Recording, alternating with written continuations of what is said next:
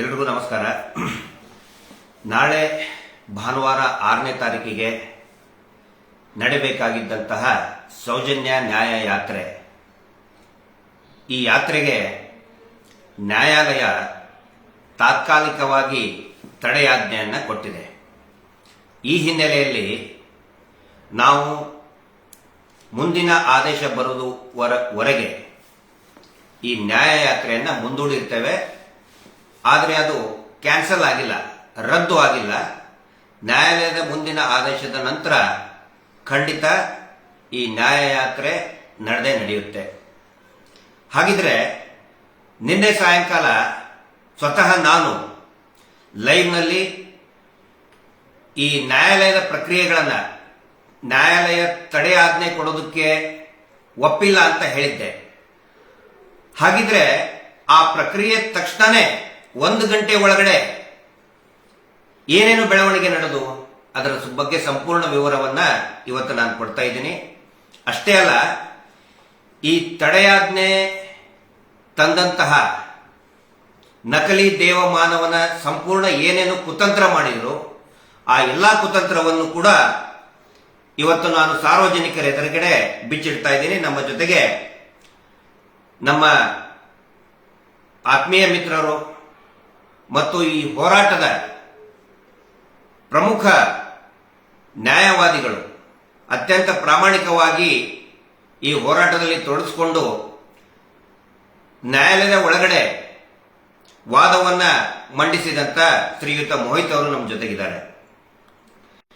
ಇಲ್ಲಿ ಏನೇನು ಪ್ರಕ್ರಿಯೆಗಳು ನಡೆದು ಸೌಜನ್ಯ ನ್ಯಾಯ ಯಾತ್ರೆಗೆ ನಮ್ಮ ಹೋರಾಟದ ವತಿಯಿಂದ ಅಂತ ಮೊದಲನೇದಾಗಿ ಹೇಳೋದಾದ್ರೆ 29/3/2025 ಅಂದ್ರೆ ಮಾರ್ಚ್ 29ನೇ ತಾರೀಕಿಗೆ ಬೆಳ್ತಂಗಡಿಯ ಮಾನ್ಯ ತಹಶೀಲ್ದಾರರು ಪರ್ಮಿಷನ್ ಕೊಡ್ತಾರೆ. ಆಯ್ತು, ನೀವು ನ್ಯಾಯ ಯಾತ್ರೆಯನ್ನ ಮಾಡಬಹುದು, ಹೋರಾಟವನ್ನ ಮಾಡಬಹುದು ಅಂತ ಹೇಳಿ ಅಧಿಕೃತವಾಗಿ ಅನುಮತಿಯನ್ನ ಕೊಡ್ತಾರೆ 29 ಮಾರ್ಚ್ ತಾರೀಕಿಗೆ. ಅದಕ್ಕಿಂತ ಹಿಂದೆ ಬಹಳಷ್ಟು ಚರ್ಚೆಗಳ ನಡೀತದೆ. ಇವರು ಏನು ಪ್ರಭಾವಿ ಕುಟುಂಬ ಇದೆ, ವಿಶ್ವವಿಖ್ಯಾತ ಕುಟುಂಬ ಇದೆ, ನಡೆದಾಡುವ ದೇವಮಾನವ ಅಂತ ಬಿರುದು ಪಡ್ಕೊಂಡಿದ್ದಾರೆ. ಅವರ ಕಡೆಯಿಂದ ಅನೇಕ ತಕರಾರುಗಳು ಬರ್ತದೆ. ಆದ್ರೆ ಒಂದು ನ್ಯಾಯಾಲಯದ ಕೋರ್ಟಿನ ಆದೇಶದ ಅನ್ವಯ ನಾವು ಹೋರಾಟಕ್ಕೆ ತಡೆ ಒಡ್ಡೋದಕ್ಕಾಗುವುದಿಲ್ಲ ಅಂತ ಹೇಳಿ ತಹಶೀಲ್ದಾರ್ ಸ್ಪಷ್ಟವಾಗಿ ಹೇಳ್ತಾರೆ. ಹೀಗಾಗಿ ತಹಶೀಲ್ದಾರ ಅನುಮತಿ ಮೇರೆಗೆ ನಾವೆಲ್ಲಾ ತಯಾರಿ ಕೂಡ ಪ್ರಾರಂಭ ಆಗುತ್ತೆ. ಆ ಆದೇಶದ ಸಂಖ್ಯೆ ತಹಶೀಲ್ದಾರ್ ಪರ್ಮಿಷನ್, ಯಾಕಂದ್ರೆ ಸುಮಾರು ಜನ ಕೇಳ್ತಾರೆ ನಿಮ್ಗೆ ಪರ್ಮಿಷನ್ ಸಿಕ್ಕಿದೆಯಲ್ಲ ಅಂತ ಕೇಳ್ತಿರ್ತಾರೆ. ಆ ಆದೇಶದ ತಹಶೀಲ್ದಾರ್ ನಮಗೆ ನ್ಯಾಯಯಾತ್ರೆ, ಸೌಜನ್ಯ ನ್ಯಾಯಯಾತ್ರೆ ನಡೆಸೋದಕ್ಕೆ ಕೊಟ್ಟಂತಹ ಪರ್ಮಿಷನ್ ಆದೇಶ ಸಂಖ್ಯೆ MAGCR 230/24/25. ಈ ಪರ್ಮಿಷನ್ ಸಿಕ್ಕ ತಕ್ಷಣನೇ ಎಲ್ಲಾ ರೀತಿಯಾದಂತಹ ನಮ್ಮ ಏನು ಸೌಜನ್ಯ ಹೋರಾಟಗಾರರ ಪ್ರಯತ್ನ ಪ್ರಾರಂಭ ಆಗುತ್ತೆ. ಇಡೀ ರಾಜ್ಯಾದ್ಯಂತ ಎಲ್ಲರೂ ಕೂಡ ಉತ್ಸಾಹದಿಂದ ನಾವು ಬರ್ತೀವಿ, ನೀವು ಬರ್ತೀವಿ, ಎಲ್ಲರೂ ಕೂಡ ಬರೋಣ. ಬಹುಶಃ ತಾವು ಗಮನಿಸಿರಬಹುದು, ಕಳೆದ ಒಂದು ವಾರದಲ್ಲಿ ಎಲ್ಲಾ ಸಾಮಾಜಿಕ ಜಾಲತಾಣದಲ್ಲಿ ಕೂಡ ನಾವು ಸೌಜನ್ಯ ಹೋರಾಟಕ್ಕೆ ಬರ್ತೇವೆ. ಒಂದು ಅಂದಾಜಿನ ಪ್ರಕಾರ ಅಲ್ಲಿಯ ಪೊಲೀಸ್ ಇಲಾಖೆಯವರೇ ಅಂದಾಜು ಮಾಡಿದ್ದು, ದಕ್ಷಿಣ ಕನ್ನಡ ಜಿಲ್ಲೆಯ ಪೊಲೀಸ್ ಇಲಾಖೆಯವರು ಇರಬಹುದು ಮತ್ತು ಬೇರೆ ಬೇರೆ ಅಲ್ಲಿಯ ವಿಶ್ಲೇಷಕರು ಅಂದಾಜು ಹಾಕಿದ್ದು 2 ಲಕ್ಷಕ್ಕಿಂತಲೂ ಕೂಡ ಅಧಿಕ ಜನ ಸೇರುವರಿದ್ದಾರೆ ಅನ್ನುವಂತಹ ಒಂದು ವಿಶ್ಲೇಷಣೆ ಪ್ರಾರಂಭ ಆಗುತ್ತೆ. ಅಷ್ಟೇ ಅಲ್ಲ, ನಿನ್ನೆ ಬೆಳಿಗ್ಗೆ ಅಂದ್ರೆ 4ನೇ ತಾರೀಕು 4/3/2025 ನೀವು ಒನ್ಸ್ ಅಗೇನ್ ನೀವು ಹೋರಾಟ ನಡೆಸಬಹುದು ಅಂತ ಹೇಳಿ ಒಂದು ಬಾಂಡ್ಗೆ ಸಹಿ ಹಾಕಿಸ್ಕೋತಾರೆ. ಆ ಬಾಂಡ್ ನಲ್ಲಿ ಏನಂತ ಹೇಳಿದ್ರೆ ಏನೇನ್ ಕಂಡೀಷನ್, ನೀವು ಎಲ್ಲಿಂದ ಎಲ್ಲಿಗೆ ಹೋಗ್ತೀರಾ ಅಂದ್ರೆ ಯಾರಿಗೂ ಕೂಡ ನೀವು ಅಪಮಾನ ಮಾಡಬಾರ್ದು, ಕೆಲವೊಂದಿಷ್ಟು ಪ್ರಚೋದನಕಾರಿ ಘೋಷಣೆಗಳನ್ನ ಕೂಗಬಾರ್ದು, ಈ ರೀತಿ ಶಾಂತಿ ವ್ಯವಸ್ಥೆಗೆ ಧಕ್ಕೆ ಬರಲಾರ್ದಂಗೆ ಏನೇನು ಕ್ರಮ ಕೈಗೊಳ್ಳಬೇಕು ಅದಕ್ಕೆ ನಾವು ಬದ್ಧರಾಗಿದ್ದೀವಿ ಅನ್ನುವಂತಹ ಒಂದು ಬಾಂಡ್ಗೆ ಬರೀ ಬಿಳಿ ಪೇಪರ್ ಅಲ್ಲ, ಒಂದು ತಹಶೀಲ್ದಾರ್ ಸಮ್ಮುಖದಲ್ಲಿ ಒಂದು ಬಾಂಡ್ ಕೂಡ ಅರ್ಜಿದಾರರಾದಂತಹ ತಾಯಿ ಕುಸುಮಾವತಿ ಅವರು ಮತ್ತು ಜಯಂತ್ ಅವರು ಮತ್ತು ಈ ಸಂಘಟನೆಯ ಅಧ್ಯಕ್ಷರಾದಂತಹ ಅನಿಲ್ ಅಂತರ್ ಅವರು ಎಲ್ಲರೂ ಕೂಡ ಹೋಗಿ ಅದಕ್ಕೆ ಒಪ್ಪಿಗೆಯನ್ನು ಸೂಚಿಸುತ್ತಾರೆ. ನಿನ್ನೆ ಬೆಳಿಗ್ಗೆ ಹತ್ತತ್ರ ಮಧ್ಯಾಹ್ನದವರೆಗೂ ಕೂಡ ಈ ಪ್ರಕ್ರಿಯೆ ನಡೀತದೆ. ಹೀಗಾಗಿ ಎಲ್ಲರೂ ಕೂಡ ಒಂದು ನಿರಾಳವಾಗಿ ನಾವು ಇದ್ವಿ.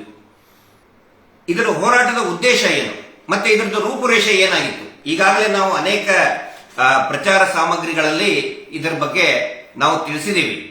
ರೂಪುರೇಷೆ ಏನಿತ್ತು ಅಂತ ಹೇಳಿದ್ರೆ 6ನೇ ತಾರೀಕು ಬೆಳಿಗ್ಗೆ ಸೌಜನ್ಯ ಹೋರಾಟಗಾರರು ಎಲ್ಲರೂ ಕೂಡ ಸೌಜನ್ಯ ಮನೆಯ ಅಂಗಳದಲ್ಲಿ ಇರತಕ್ಕಂತಹ ಸೌಜನ್ಯಾಳ ಪ್ರತಿಮೆಗೆ ಒಂದು ಪ್ರಾರ್ಥನೆಯನ್ನ ಮಾಡಿ ಮಣ್ಣು ಸಂಕದಿಂದ ಬೆಳ್ತಂಗಡಿಯವರೆಗೆ ಯಾವ ಜಾಗೆಯಲ್ಲಿ ಆ ಮಗುವಿನ ಶವ ಅನಾಥವಾಗಿ ಈ ಕಾಮುಕರು ಸಾಮೂಹಿಕ ಅತ್ಯಾಚಾರ ಮಾಡಿ ನಡುರಾತ್ರಿ ಬೀಸಾಕಿ ಹೋಗಿದ್ರು, ಆ ಸ್ಥಳದಿಂದಲೇ ನ್ಯಾಯದ ಸಂಕಲ್ಪ ಮಾಡಿ ಬೆಳ್ತಂಗಡಿಯವರೆಗೆ ಒಂದು ನ್ಯಾಯದ ಜಾಥಾ ಯಾತ್ರೆಯನ್ನ ಇಟ್ಕೊಂಡಿದ್ವಿ.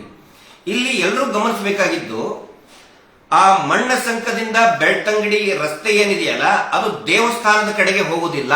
ದೇವಸ್ಥಾನದ ವಿರುದ್ಧ ದಿಕ್ಕಿನಲ್ಲಿ ಉಜಿರೆ ಮೇಲೆ ಬೆಳ್ತಂಗಡಿಗೆ ಹೋಗೋದು, ಎಲ್ಲೂ ಕೂಡ ದೇವಸ್ಥಾನ ಬರುವುದೇ ಇಲ್ಲ. ಬೆಳ್ತಂಗಡಿಗೆ ಹೋದ್ಮೇಲೆ ಅಲ್ಲಿ ಒಂದು ಹೋರಾಟದ ಸಭೆಯು ಕೂಡ ಏನು ಅಲ್ಲಿ ನಾವು ಏನು ಪ್ರಸ್ತಾಪ ಮಾಡಬೇಕಾಗಿತ್ತು, ನಮ್ಮ ಬೇಡಿಕೆಗಳನ್ನ ಸರ್ಕಾರದ ಗಮನಕ್ಕೆ ತರುವಂತ ಪ್ರಯತ್ನ. ಏನೇನು ಬೇಡಿಕೆಗಳು ಇಟ್ಟಿದ್ವಿ ಅಂತ ಹೇಳಿದ್ರೆ, ಒಂದು ಪ್ರಮುಖವಾಗಿ ಸೌಜನ್ಯ ಪ್ರಕರಣದಲ್ಲಿ ತನಿಖೆಯ ದಾರಿ ತಪ್ಪಿಸಿದಂತಹ ಅಧಿಕಾರಿಗಳು, ಅವರು ಪೊಲೀಸ್ ಅಧಿಕಾರಿಗಳಿರ್ಬೋದು ಮತ್ತು ವೈದ್ಯಕೀಯ ಅಧಿಕಾರಿಗಳೇನಿದ್ದಾರೆ ಅವರ ಮೇಲೆ ಕ್ರಮ ಕೈಗೊಳ್ಳಬೇಕು. ಆಲ್ರೆಡಿ ನ್ಯಾಯಾಲಯನೇ ಹೇಳಿದೆ, ಎರಡೆರಡು ಸಾರಿ ನ್ಯಾಯಾಲಯ ಹೇಳಿದೆ, ಒಂದು ಸ್ಪೆಷಲ್ ಕೋರ್ಟ್ ಇನ್ನೊಂದು ಹೈಕೋರ್ಟ್, ಅವ್ರ ಮೇಲೆ ಶೀಘ್ರಾತಿ ಶೀಘ್ರ ಕ್ರಮ ರಾಜ್ಯ ಸರ್ಕಾರ ಕ್ರಮ ಕೈಗೊಳ್ಳಲೇಬೇಕು ಅಂತ ಹೇಳಿದ್ರೆ ರಾಜ್ಯ ಸರ್ಕಾರ ಮಲಗಿದೆಯಲ್ಲ, ಆ ಮಲಗಿದಂತ ಸರ್ಕಾರವನ್ನ ಎಚ್ಚರಿಸುವುದಕ್ಕೆ ಈ ಅಕ್ವಿಟಲ್ ಕಮಿಟಿ ಮಾಡಲೇಬೇಕು ಅಂತ ಒಂದು ಆಗ್ರಹವನ್ನ ಮಾಡ್ತಾ ಇದ್ವಿ. ಇದು ಮೊದಲನೇದು. ಆ ನಂತರ ಅಲ್ಲಿ ನಡೆತಕ್ಕಂತಹ ನಾರಾಯಣ ಯಮುನಾ ಕೊಲೆ, double murder, Vedavalli rape and murder case, Padmalatha rape and murder case ಎಲ್ಲವೂ ಕೂಡ ರಿಪೋರ್ಟ್ ಹಾಕಿದ್ರಲ್ಲ, ಆರೋಪಿಗಳೇ ಪತ್ತೆ ಆಗಿಲ್ಲ, ಅವುಗಳನ್ನ ಪತ್ತೆ ಹಚ್ಚಬೇಕು. ಆ ನಂತರ ಸಂಶಯಾಸ್ಪದ ಅನ್ಯಾಚುರಲ್ ಡೆತ್ ರಿಪೋರ್ಟ್ UDR ಗಳ ಬಗ್ಗೆ ತನಿಖೆ ಆಗಬೇಕು, ಸಂಶಯಾಸ್ಪದ ಸಾವುಗಳ ಬಗ್ಗೆ ತನಿಖೆ ಆಗಬೇಕು. ಆ ನಂತರ ಸೌಜನ್ಯ ಹೆಲ್ಪ್ ಲೈನ್ ಅಂತ ಒಂದು ಮಾಡಬೇಕು, ಇಡೀ ರಾಜ್ಯಾದ್ಯಂತ ಹೆಣ್ಣು ಮಕ್ಕಳ ಸುರಕ್ಷತೆಗಾಗಿ ಸೌಜನ್ಯ ಹೆಲ್ಪ್ ಲೈನ್ ಅಂತ ಮಾಡಬೇಕು. ಇವು ನಮ್ಮ ಪ್ರಮುಖ ಬೇಡಿಕೆಗಳು. ಇದರಲ್ಲಿ ಎಲ್ಲಿ ದೇವಸ್ಥಾನಕ್ಕೆ ನಾವು ಅಪಪ್ರಚಾರ ಮಾಡೋದು, ಕಲ್ಲು ಹೊಡೆಯೋದು, ದೇವಸ್ಥಾನಕ್ಕೆ ಹಾಳು ಮಾಡುವಂತ ಒಂದೇ ಒಂದು ಪೋಸ್ಟರ್, ಒಂದೇ ಒಂದು ಮಾಹಿತಿ ಯಾವುದು ಕೂಡ ಇಲ್ಲ. ಹೆಣ್ಣು ಮಕ್ಕಳ ಹೋರಾಟಕ್ಕೋಸ್ಕರ ಸುರಕ್ಷತೆಗಾಗಿ ಇರುವಂತಹ ಹೋರಾಟಕ್ಕೆ ಇವರು ಏನೇನು ಕುತಂತ್ರ ಬಳಸಿದ್ರು, ಇದನ್ನ ತಡೆಯೋದಕ್ಕೆ ಏನೇನು ಕುತಂತ್ರವನ್ನ ಬೆಳೆಸಿದ್ರು ಡೇ 1 ಇಂತ್ರ, ಅದನ್ನು ಕೂಡ ಇಲ್ಲಿ ನಾವು ಗಮನಿಸಬೇಕು. ಇವ್ರೇನ್ ಮಾಡ್ತಾರೆ, ನಕಲಿ ದೇವಮಾನವ 420 ಫ್ರಾಡ್ ಅಂತ ಒಬ್ಬ ವ್ಯಕ್ತಿ ತಾನು ದೇವಮಾನವ, ತಾನು ಅಭಿವೃದ್ಧಿ ಮಾಡ್ತೇನೆ ಅಂತೇಳಿ ಸುಳ್ಳು ಬೊಗಳೆ ಬಿಟ್ಟು ಅವರ ಮನೆಯ ಅತ್ಯಾಚಾರ, ಕೊಲೆಗಡುಕತನ, ಮೀಟರ್ ಬಡ್ಡಿ ದಂಧೆಯನ್ನ ಆ ರಕ್ಷಣೆ ಮಾಡೋದ್ರ ಸಲುವಾಗಿ ಯಾವ ರೀತಿ ಒನ್ಸ್ ಅಗೇನ್ ಮತ್ತೊಮ್ಮೆ ದೇವಸ್ಥಾನವನ್ನ ಮುನ್ನೆಲೆ ತಗೊಂಡು ಬಂದು ಪರಾರಿಯಾಗೋದಕ್ಕೆ ನೋಡಿದ್ರು, ಆ ಕುತಂತ್ರಗಳನ್ನ ಇಲ್ಲಿ ನಾವು ಹೇಳ್ತಾ. ಇವ್ರೇನ್ ಮಾಡ್ತಾರೆ, 6ನೇ ತಾರೀಕಿಗೆ ನಮ್ದು ಸಭೆ ಯಾತ್ರೆ, ಅದಕ್ಕೆ ತಹಶೀಲ್ದಾರ್ ಪರ್ಮಿಷನ್ ಕೂಡ ಕೊಟ್ಟಿದ್ದಾರೆ 6ನೇ ತಾರೀಕಿಗೆ ಬೆಳಿಗ್ಗೆ 10 ಗಂಟೆಯಿಂದ. ಇವರೇನ್ ಮಾಡ್ತಾರೆ, ನಮಗೆ ಪರ್ಮಿಷನ್ ಕೊಟ್ಟ ಮೇಲೆ ಇವರು ಒಂದು ತಂಡ ಹೋಗುತ್ತೆ, ಇವ್ರನ್ನ ರಕ್ಷಣೆ ಮಾಡುತ್ತೆ. ಇವ್ರದೇ ಆದಂತಹ ಒಂದು ಗುಂಪಿದೆ. ಪ್ರತಿ ಬಾರಿ ಇವರ ಅತ್ಯಾಚಾರ ಕೊಲೆ ಆದಾಗ ಇವರನ್ನ ಡಿಫೆಂಡ್ ಮಾಡ್ಕೊಳ್ಳೋದಕ್ಕೆ ಪೂಜ್ಯರು, ನಮ್ಮವರು, ಹಾಗೆ ಹೀಗೆ ನಾವು ಅಭಿವೃದ್ಧಿ ಮಾಡ್ತೇವೆ, ನಾವು ಕ್ಲೀನ್ ಇಟ್ಟಿದ್ದೇವೆ ದೇವಸ್ಥಾನ, ಇವು ಏನೇನೋ ಒಂದಿಷ್ಟು ಪೊಳ್ಳುಗಳನ್ನ ಹೇಳ್ಕೊಳ್ಳೋದಕ್ಕೆ ಒಂದು ಟೀಮ್ ಹೋಗುತ್ತಲ್ಲ, ಆ ಟೀಮ್ ಏನ್ ಮಾಡ್ತದೆ, ಅದೇ 6ನೇ ತಾರೀಕಿಗೆ ಅಂದ್ರೆ ನಾಳೆ ನಮ್ದು ಸೌಜನ್ಯ ಹೋರಾಟ, ಸೌಜನ್ಯಳ ತಾಯಿ ಕೇಳಿದಂತಹ ಪರ್ಮಿಷನ್ ಏನಿದೆ 6ನೇ ತಾರೀಕಿಗೆ ಭಾನುವಾರ, ಇವರು ಅಂದ್ರೆ 10 ಗಂಟೆಗೆ, ಇವರು 9 ಗಂಟೆಗೆ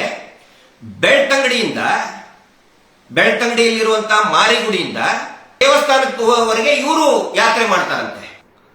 ಅದು ಎಲ್ಲಿ? ಅಣ್ಣಪ್ಪ ಸ್ವಾಮಿ ಬೆಟ್ಟ. ಉದ್ದೇಶ ಏನು ಮೆನ್ಷನ್ ಮಾಡಿಲ್ಲ, ಯಾವ ಉದ್ದೇಶ ಏನು ಗೊತ್ತಿಲ್ಲ.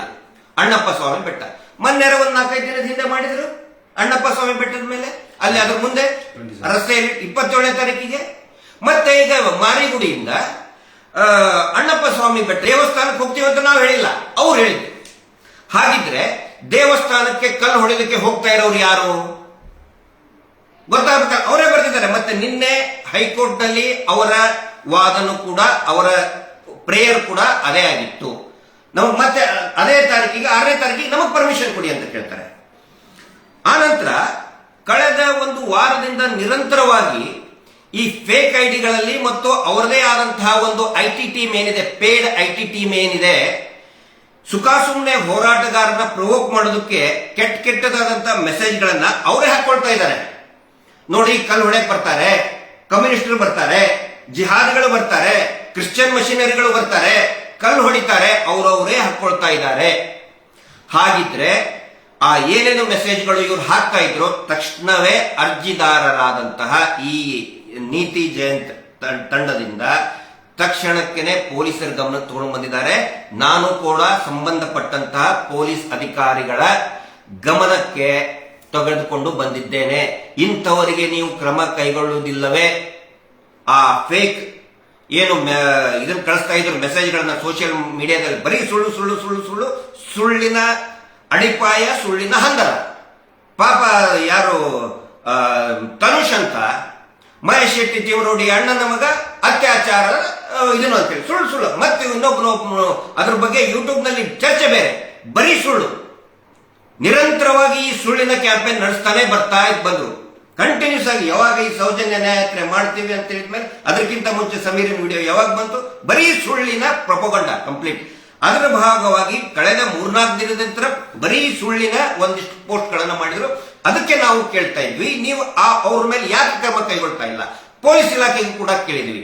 ಮತ್ತೆ ನಿನ್ನೆ ಸಾಯಂಕಾಲನೂ ಕೂಡ ಈ ಫೈನಲ್ ವರ್ಡಿಕ್ಟ್ ಬರುವವರೆಗೆ ಜಯಂತ್ ಅವರು ಆನ್ಲೈನ್ ಮುಖಾಂತರ SP ಕಚೇರಿಗೂ ಕೂಡ ರಿಕ್ವೆಸ್ಟ್ ಮಾಡಿಕೊಂಡಿದ್ದಾರೆ, ಪೆಟಿಷನ್ ಹಾಕಿದ್ದಾರೆ. ಈ ತರ ಸುಳ್ಳು ಮಾಹಿತಿಗಳನ್ನ ಕೊಡ್ತಾ ಇದ್ದಾರೆ, ಅವ್ರ ಮೇಲೆ ಕ್ರಮ ಕೈಗೊಳ್ಳಿ ಅಂತ ಹೇಳಿ. ಕ್ರಮ ಕೈಗೊಳ್ಳಬೇಕು ಬೇಡ?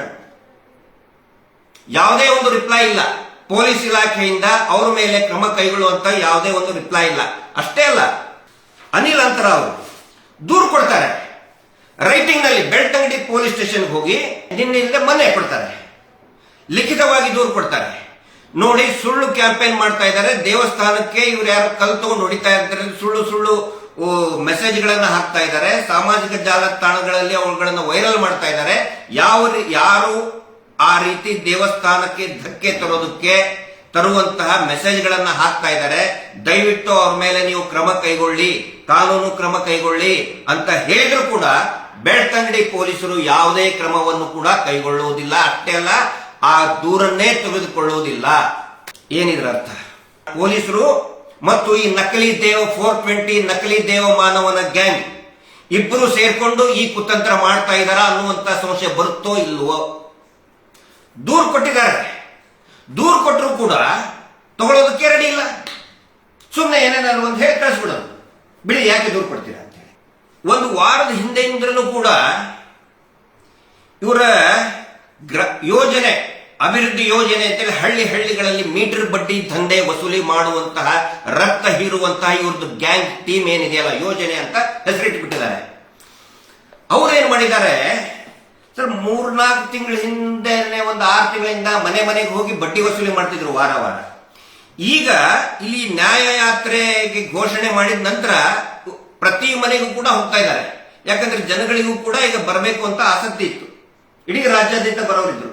ಈಗ ಮನೆಗೆ ಹೋಗಿ, ಅಯ್ಯೋ ನೀವು ಹೋಗಬೇಡಿ, ಸೌಜನ್ಯ ಹೋರಾಟಕ್ಕೆ ಹೋಗಬಾರದು, ಗಲಾಟೆ ಆಗುತ್ತೆ, ಲಾಠಿ ಚಾರ್ಜ್ ಮಾಡ್ತಾರೆ. ನೋಡಿ, ಗಿರೀಶ್ ಮಟ್ಟಣ್ಣ ಅವರು ಅರೆಸ್ಟೇ ಮಾಡಿಬಿಟ್ಟಿದ್ದಾರೆ, ಪೋಸ್ಟ್ ಕೂಡ ಹಾಕಿದ್ದಾರೆ, ಗಿರೀಶ್ ಮಟ್ಟಣ್ಣ ಅವರು ಬಂಧನ ಅಂತ ಹೇಳಿ. ನಾನೇನೋ ಬಂಧನ ಆಗ್ಬಿಟ್ಟಿದ್ದೇನೆ ಅಂತ, ನನ್ನ ಅರೆಸ್ಟ್ ಮಾಡಿದ್ದಾರೆ ಅಂತ ಹೇಳಿ ಸುಳ್ಳು ಪೋಸ್ಟ್ ಗಳನ್ನ ಹಾಕಿ, ನೀವು ಹೋದ್ರೆ ನಿಮ್ಮ ನೋಟೆಡ್ ಆಗ್ತೀರಾ, ಅಲ್ಲಿ ನಿಮ್ದು ವಿಡಿಯೋ ಮಾಡ್ಕೋತಾರೆ. ಈ ತರ ಮನೆಗೆ ಹೋಗಿ ಯಾವ ಗ್ರಾಮಸ್ಥರಿಂದ, ಸಂಘದ ಸದಸ್ಯರಿಂದ ಬಡ್ಡಿ ವಸೂಲಿ ಮಾಡೋದಕ್ಕೆ ಹೋಗಿ ಈ ದಬ್ಬಾಳಿಕೆ ಮಾಡ್ತಾ ಇದ್ರು, ಈಗ ಅದೇ ಮನೆ ಮುಂದ್ಗಡೆ ಹೋಗಿ ಭಿಕ್ಷೆ ಬೇಡ್ತಾ ಇದ್ದಾರೆ ಇವರು. 420 ದೇವ ಮಾನವನ ಗ್ಯಾಂಗ್ನವರು. ಇವನು ಮೊದಲೇ 420 ಮೊದಲು ಇಡೀ ಜೀವನ ಪೂರ್ತಿ ಜನರನ್ನ ದೇವಸ್ಥಾನವನ್ನೇ ಮುಂದಿಟ್ಟು ಫ್ರಾಡ್ ಮಾಡಿದ್ದು. ಈಗ ಎಷ್ಟೋ ಜನ ಆತ್ಮಹತ್ಯೆ ಮಾಡ್ಕೊಂಡಿದ್ದಾರೆ, ಊರು ಬಿಟ್ಟು ಹೋಗಿದ್ದಾರೆ, ಮನೆ ಮಠ ಎಲ್ಲ ಕಟ್ಕೊಂಡಿದ್ದಾರೆ. ಈ ಬಡ್ಡಿ ಮಾನವನ, ಈ ಏನು ಬಡ್ಡಿ ದೇವ ಮಾನವ, ನಕಲಿ ದೇವ ಮಾನವನಿಗೆ ಬಡ್ಡಿ ಕಟ್ಟಿ ಕಟ್ಟಿ ಸಾಕಾಗಿದ್ದಾರೆ. ಈಗ ಅದೇ ಮನೆಗಳಿಗೆ ಕಳಿಸ್ತಾ ಇದ್ದಾರೆ, ಹೋಗಿ ಹೋರಾಟಕ್ಕೆ ಬರಬೇಡ ಅಂತ ಹೇಳಿ. ಎಲ್ಲಿವರೆಗೆ ಬಂತು ನೋಡಿ ಪರಿಸ್ಥಿತಿ.